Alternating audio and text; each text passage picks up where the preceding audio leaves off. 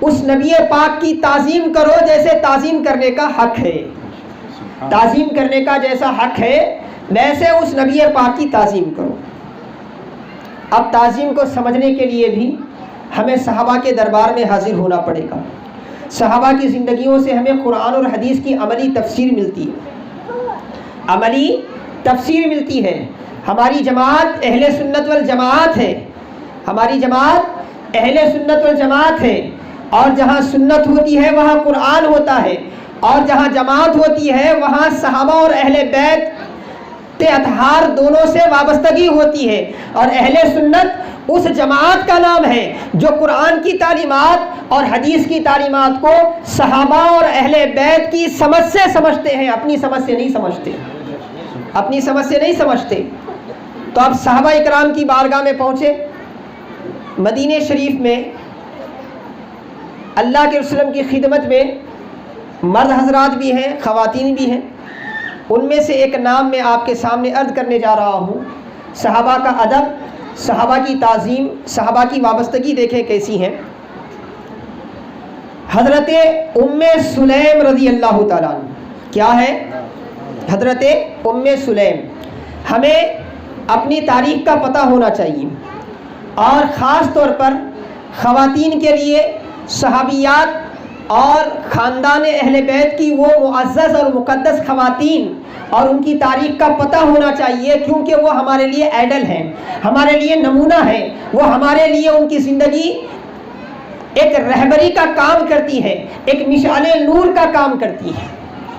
ام سلیم یہ ایسا نام ہے, اس نام میں اللہ نے اتنی برکتیں رکھی ہیں. اگر کوئی اس نام کو پڑھ کے بھی دم کر دے تو اللہ اس کی برکتیں ظاہر فرما دے, کیونکہ برکتیں ظاہر کرنے والا تو رب ہے. یہ ام سلیم کون ہے؟ مشہور صحابی حضرت انس بن مالک رضی اللہ تعالیٰ عنہ کی والدہ ہے. حضرت انس بن مالک رضی اللہ تعالیٰ عنہ خادم رسول, صحابی رسول, ان کی والدہ محترمہ. اور رشتے میں اللہ کے رسول صلی اللہ علیہ وسلم کی خالہ بھی ہوتی تھی آپ, مدینہ کی رہنے والی. جب رسول اللہ صلی اللہ علیہ وسلم مدینہ تشریف لے گئے تو اکثر آپ کے مکان کو آیا جایا کرتے تھے, خالہ کے پاس آیا جایا کرتے تھے. اور جب بھی آتے ضرورت ہوتی تو کبھی کیا ہے خیلولہ کرتے تھے. خیلولہ کہتے ہیں دوپہر کے سونے کو. دوپہر میں کچھ دیر کے لیے آرام فرماتے تھے. اور حضرت ام سلیم رضی اللہ تعالیٰ عنہ کا معمول یہ تھا کہ انہوں نے رسول اللہ صلی اللہ علیہ وسلم کے لیے ایک بستر تیار کیا ہوا تھا. جب بھی رسول اللہ صلی اللہ علیہ وسلم آرام فرمانا چاہتے تو آپ کے گھر میں کوئی بھی رہتا تو وہ اس چارپائی پر, اس بستر پر جو رسول اللہ صلی اللہ علیہ وسلم آرام کرتے, اس بستر پر کیا ہے ایک کپڑا ڈال دیتے. اور عرب کی گرمی زیادہ گرمی ہوتی ہے, موسم گرما, پیارے آقا علیہ السلام کو پسینہ آتا تو وہ پسینہ اس کپڑے میں جذب ہو جاتا, وہ پسینہ اس کپڑے میں جذب ہو جاتا. بعد میں حضرت ام سلیم کیا کرتی, اس کپڑے کو نکال کر نچوڑتی اور اللہ کے وسلم کے جسم مبارک کے اس پسینے کو ایک شیشی میں جمع کرتی, ایک شیشی میں جمع کرتی.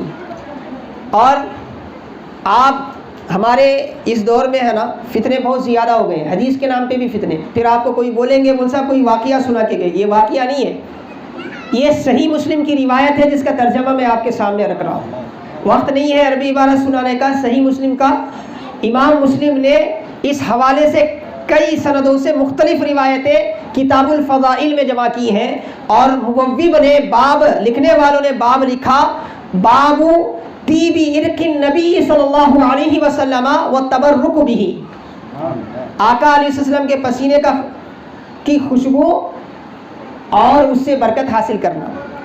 تو انہوں نے کیا کیا, وہ کپڑا نکالتے اور اس کو ایک شیشی میں جمع کرتے. اسی لیے حضرت انس فرماتے ہیں مدینے میں اگر کسی کے گھر میں سب سے زیادہ رسول اللہ صلی اللہ علیہ وسلم کا پسینہ ملتا تو وہ ہمارا گھر ہے, وہ ہمارا گھر ہے. کیوں ایسا کرتے تھے؟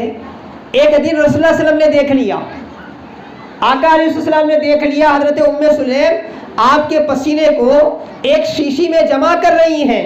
تو آپ نے فرمایا کیا کر رہی ہیں آپ, کیا وجہ ہے, میرا پسینہ کیوں جمع کیا جا رہا ہے؟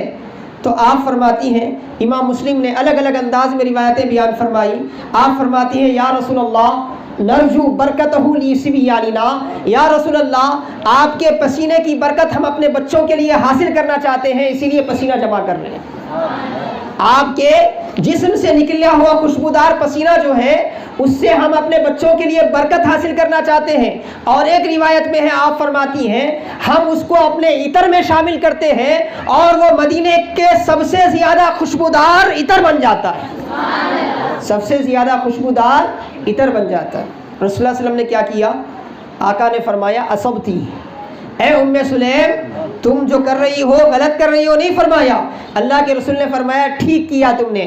بلکہ امام احمد بن حنبل مسند میں روایت کرتے ہیں، آپ فرماتے ہیں فدعا لها دعاء بدعاء حسن، اللہ کے رسول صلی اللہ علیہ وسلم نے ان کے لیے اچھی اچھی دعائیں فرمائی۔ یہ کیا تھا؟ یہ ادب مصطفیٰ تھا۔ آقا علیہ السلام تو آقا علیہ السلام ہے، رسول اللہ صلی اللہ علیہ وسلم سے تعلق رکھنے والی چیز کے لیے بھی ادب ایسا تھا۔ آج ہمارے سامنے رسول اللہ صلی اللہ علیہ وسلم کے منہ مبارک کی بات آتی ہے، رسول اللہ صلی اللہ علیہ وسلم کے جبہ مبارک کی بات آتی ہے، تو آپ دیکھیں گے کچھ نئے خواتین ہمارے اندر پیدا ہوئے ہیں جو دین کے معاملے میں دین پڑھنے کے بہانے ان کے ذہن کو ایسا صاف کر دیا گیا ہے، وہ اعتراض کرتی ہوئی نظر آتی، وہ کہتی ہوئی نظر آتی ہیں کہ کوئی ضرورت نہیں ہے رسول اللہ صلی اللہ علیہ وسلم کے منہ مبارک کا ادب کرنے کی، آقا علیہ السلام کے جبہ مبارک کا ادب کرنے کی کوئی ضرورت نہیں ہے، جبکہ قرآن کہتا ہے تم اس وقت تک کامیاب نہیں ہو سکتے جب تک کہ مصطفیٰ جان رحمت کا ادب نہیں کرتے، ادب نہیں کرتے۔ اور صحابہ اور صحابیات نے عمل کر کے بتایا کہ ادب کیا ہوتا ہے اور اس کی برکتیں ہوتی ہیں۔ پسینہ اوروں کا پسینہ الگ ہے، اس کو دھویا جاتا ہے، مصطفیٰ کا پسینہ وہ ہے جسے عطر میں ملا کر برکتیں حاصل کی جاتی ہیں۔ اور حضرت ام سلیم نے مصطفیٰ جان رحمت کے سامنے فرمایا نرجو برکتہ لصبیاننا یا رسول اللہ، یا رسول اللہ ہم تو آپ کو دیکھ چکے ہیں، ہم تو آپ سے مل چکے ہیں، ہمیں تو آپ سے ملاقات سے برکت حاصل ہو چکی ہے، بعد میں جو ہماری اولاد آنے والی ہیں، ہماری نسلیں آنے والی ہیں، ان کو آپ کا عطر دے کر ہم برکتیں حاصل کرنا چاہتے ہیں، برکتیں حاصل کرنا چاہتے ہیں۔ تو یہ ادب مصطفیٰ ہے۔ جب تک یہ ادب ہماری خواتین میں تھا، پیدا ہونے والے بچوں میں اللہ پاک برکتیں عطا فرماتا تھا، ان کے بچے ان کی بچیاں اسلام کے لیے فخر کا باعث بنتی تھی۔ جب سے ہم نے دین کی بے حرمتی کرنا شروع کر دی، آقا کی بے ادبی کرنا شروع کر دی، اللہ والوں کی شان میں بے ادبیاں کرنا شروع کر دی، اس دن سے ہمارے معاشرے میں بگاڑ پیدا ہو گیا۔ اور اسلام یہی کہتا ہے کہ اگر تم عروج تک جانا چاہتے ہو، اونچائی تک جانا چاہتے ہو، دنیا و آخرت کی سعادت حاصل کرنا چاہتے ہو، تو کیا کرو؟ کیا کرو؟ اللہ کے رسول صلی اللہ علیہ وسلم کا ادب کرو۔